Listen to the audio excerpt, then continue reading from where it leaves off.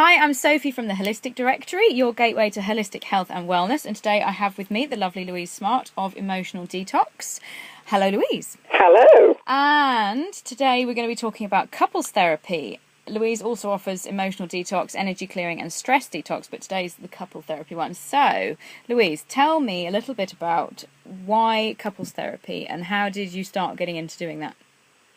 The why, because I'm, my own path and my own path of healing and my relationships, I've seen that they highlight in me and others my relationship to myself. And, as that lovely song goes, the greatest love of all is the love for yourself. And that's where I feel that all of us are trying to heal through our childhood, through our past lives, past from our families, upbringing, from our environment and our society, is the gaps and the lack of kindness to ourselves. So what we're seeking to do from there, and we do it unconsciously, is that the emptiness there gets sought outside of ourselves in our romantic relationships. And in those romantic relationships, there is a tendency to project the need for that love to be entirely met by the other person. And we're not supposed to do that. We're not supposed to be propping each other up like wounded partners. So the evolution of couples therapy is twofold. It's to identify, obviously, where the conflicts are within the relationship and the disturbances and all the distress that brings about, because the family unit or the marital unit and the collaboration with finances, that it can make things incredibly difficult and straining, and it tends to accelerate in people their weaker points, the anger and the finger pointing and the blaming and point scoring gets accelerated for the reasons to do with communication and boundaries. I'm going to go back to that later, but the other side of it is that I also know that couples are fighting for airspace because actually what they're needing is a really deep connection in towards themselves and the love to the love that they are, which they're either completely overlooked, never thought about, or think that they're doing it because they're having a nice bath or they're taking a holiday. That's not loving yourself. Really loving yourself is having a very deep, intimate relationship to the core of one's being. And yeah, I do tend to get either the man or the woman within a relationship will be more on that, more connected to that than the other, but there's still the projection onto the other that certain needs need to be met. Now, I'm not saying that they're not meant to be met, but it's the how we go about getting it and the covert ways that we can do that, and the anger that comes up when our perceived needs or requirements within the relationship or any unspoken expectations build massive resentment. And what happens with massive resentment is the capacity for clear communication and what I call uncharged communication, that it doesn't have all the anger around it. It's not there. There isn't the desire for it, and it simply isn't there. And it's often because our family upbringing has taught us how to communicate to each other in relationships. And you look at the balance of power as you grow up from parents that ostensibly they know best, but often there can be a lot of coercion, control, manipulation, and abuse of power as we grow up. And our response to that is the way that we deal with our closest relationships, which can often be, really lacking in respect, because there's such a sense of familiarity about how someone else can be spoken to, because you think you know them. Yeah. And actually, because you think that you know them, there is no maneuvering for that person to express themselves, or your partner to express themselves in a way that can be heard, because there's such a preconceived hearing, that you've heard what someone's going to say before they've finished the sentence, and you've reacted to it, and got your story out. And so none of you are actually hearing each other. So what I'm teaching with people is how to slow everything down so that A, people can complete their sentences, and B, find within, set some boundaries and some rules really about what respect is. Because few people, it's not through any fault of their own, it's just that it's how we're brought up. There's a massive disrespect that can come from parents who are often under terrible pressures themselves, have not been brought up maybe in the best of conditions for themselves. And, my generation, my parents came from, they're both war children. So, their attitudes to, what one's entitled to in terms of money, and, your role, the gender role, all these sort of things, my particular background and conditioning is totally different from who I've become because I've had to work through it. So in engaging in relationships, meeting a mature person who's actually chewed over their past in such a way that is positive for them, is that you've got to seek that out. And often we fall into relationships out of need where the maturation and the real potential in a relationship for love and unconditional love, self-development, and something beautiful between the two of you, you can't even see the light at the end of the tunnel. It's not visible. Gosh, I went on then, didn't I? Sorry. There was a lot there that really resonated with me there, and I think I'm becoming I don't know whether it's age or just awareness, but I certainly have noticed that if I've had an off day or there's something I'm a bit miserable about or annoyed about, that it's very, very easy to reflect that onto your partner and think, oh, they haven't done this and they haven't done that and they always do this and that's really annoying. Yeah. And then suddenly actually becoming aware of it and then thinking, right, I need to change this thought. And then when you have a good day, and that can be the same day or it can be the next day, and you feel completely different and you think, gosh, yesterday I was really grumpy about the whole thing, and then today I feel really happy. So, yeah, I mean, I suppose you are trying to get people to maybe become a bit more aware of that and then be able to make it happen and stop it in its tracks rather than let that it's stopping it in its track. It is, the identifying, what independence is versus codependence. You can have a bad day, and one of the things we want to do is, release that out, or, have everything be smooth, calm and shiny when we get back, and it hasn't been done. So either way, there's either, a block in flowing communication, or that other person doesn't want to hear it or can't hear it for the 20th time, because they're human. And understanding, one's partner is not one's punch bag. One's partner is not one's soak. They're not there to soak up your stuff. So it's really growing. It doesn't mean that we can't express how we feel.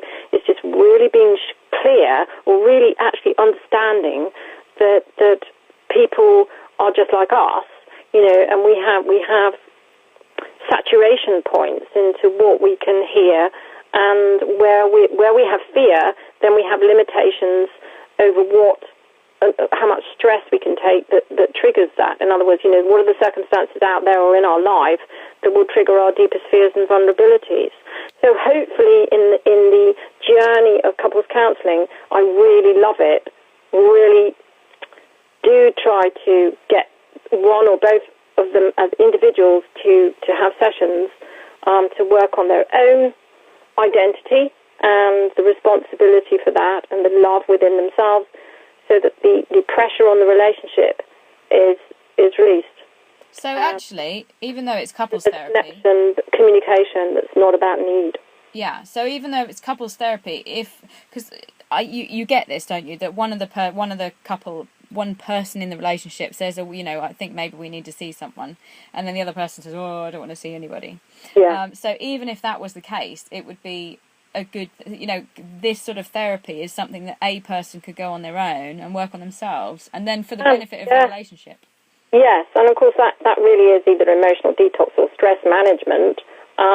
But just taking the stress out of the relationship that is one's own responsibility will feed it. And when you feed a relationship with less stress and more acceptance and love, you change the energy dynamic. It's very holistic, really. Yeah. Hopefully. And your core issues are around trust and acceptance, and, you know, I've got to encourage honest communication and mutual respect of each other, and really respectful boundaries, so that they can be themselves, so that they can really grow, so that, you know, the point is not about how the marriage lasts or how long it lasts. It's really understanding why you're in the relationship. What are you really looking for? What are you seeking to get besides the idea of security? Because, you know, the idea of security, the man or the woman either propping one or the other up, is actually, in the longer term, it can't work for either. You know, it'll turn into something that goes very stale, and you see that. You see people staying together, and, you know, I'm not here to bust people up either. I'm just getting people real with themselves, because that's where I know real creative energy is for us, that affects everybody. You know, you're in an unhappy relationship and you go to work and you're unhappy. You know, where does that energy go? Oh, it goes into everyone around you. Yeah. So, you know, we you know, that's where I am with it anyway. Where do you say it's quite a tricky subject to bring up, isn't it, in a relationship? If you're not feeling that unhappy, if you're feeling a bit unhappy, often you'll pretend that you're happy, and often the other half of the relationship is not even necessarily aware that you're even feeling unhappy.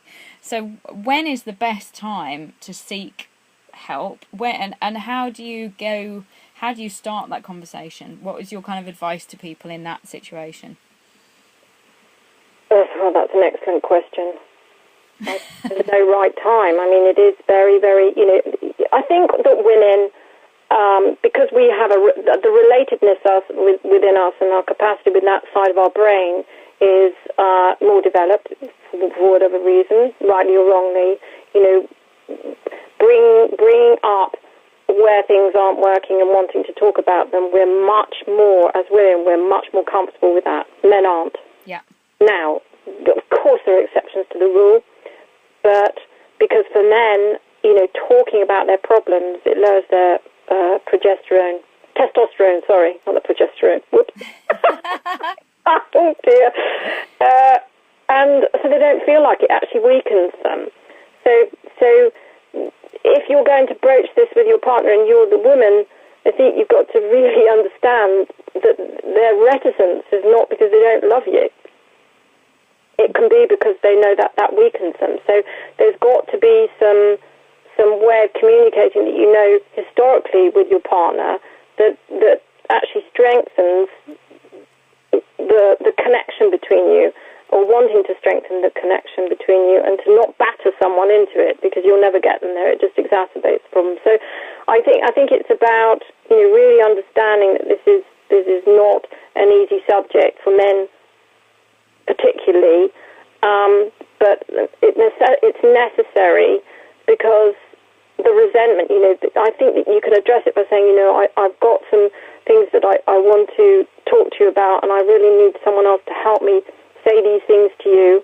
So are you open to it? So if you get a no, you've got to go away, and you've got to think of another way to do this. And if they're really, really adamant, then you can't go that route, because you can't drag someone there. No, that's great, and I think it's very difficult. It's a brilliant question. I don't know how I can completely answer that, other than that I think things have changed hugely. You know, I think things are changing quickly. I think that you know, the heart opening in relationships and individuals and across the planet. You know, we're all becoming more sentient beings, because we can't stay in this blocked out mode of living that just can ignore things because it suits us. I think people are becoming more aware, aren't they? Yeah. So I think we are much more able to, because we've got the coaching that's now infiltrating into the corporate, or has been for years, corporate arena. It's part of you know, best business practice, is that the language is there, you know, for self-development and personal development is there in male languaging and male relationships. So I think you've got to know your partner, and the communication, that what brings out the best of them, to be able to even suggest that there are areas that you would like to discuss. Yeah. So I think it's about not blaming and not finding fault and saying that something's failed. I think it's like, well, we'll do this, a bit like you would You know, if you've got a plant in your garden that's not growing, but you want to bring it to life, then you go and seek someone who knows about the best fertilizers so that it can repair itself. And I think if you think in terms of something being renewed or rebirthed or recultivated and not fault-finding is possibly one of the answers. I love that. Was a very long-winded blah, blah, blah. Yeah, but actually that last bit is really relevant. And I think that if you can come up with a way of explaining it that makes sense, because often we explain things that make sense to us, and I think that's part of the problem. It doesn't make sense to them because we're all obviously very different. Yeah. Not about the fault finding and the blaming that something has to be fixed in somebody. It may need to be fixed in somebody, but there's no point in wagging your finger at them, because what do you do? If somebody points a finger at you and says, you know, you've got it wrong, it doesn't matter if you know you've got it wrong. You feel defensive. And if you're defensive, your energy boundaries, how the heck are you going to communicate with someone? It's loveless. It's a loveless response. So you've got to be loving. Now, the thing is, if you've got a massive load of resentment behind you, deal with that first before you address it. You know, just find, I do that with people. It's like, leverage off the steam of your reactivity so that you can actually put the idea to someone without the charge of, you know, emotional blackmail or you've done me wrong kind of thing. Okay. Right, so if you're listening to this and you are thinking that you would like to talk to Louise about couples therapy and feeling better about yourself and potentially looking at your situation, then you can speak to her on the phone and you can speak to her on Skype. She's very, very approachable, aren't you, Louise? Yes. So you can get the details for that on her website, which is www.emotional-detox.com. That's emotional-detox.com, where you can get Louise's telephone number, you can whiz her an email, and you can get in touch to find out more about couples therapy and potentially about booking a session with Louise as well. So thank you ever so much, Louise. It's been really interesting. No, thank you. It's lovely, really lovely to talk to you, and I'd just like to say to the listeners that it really is a pleasure, you know, working with the Holistic Directory, all the people there, because people really do love what they do, and they're lovely people, loving people, and it's holistic from the sort of top down with integrity. So, yeah, thank you very much. Ah, that's a lovely way to end. Thank you very much, and we shall hear from you again very soon. Okay, God bless.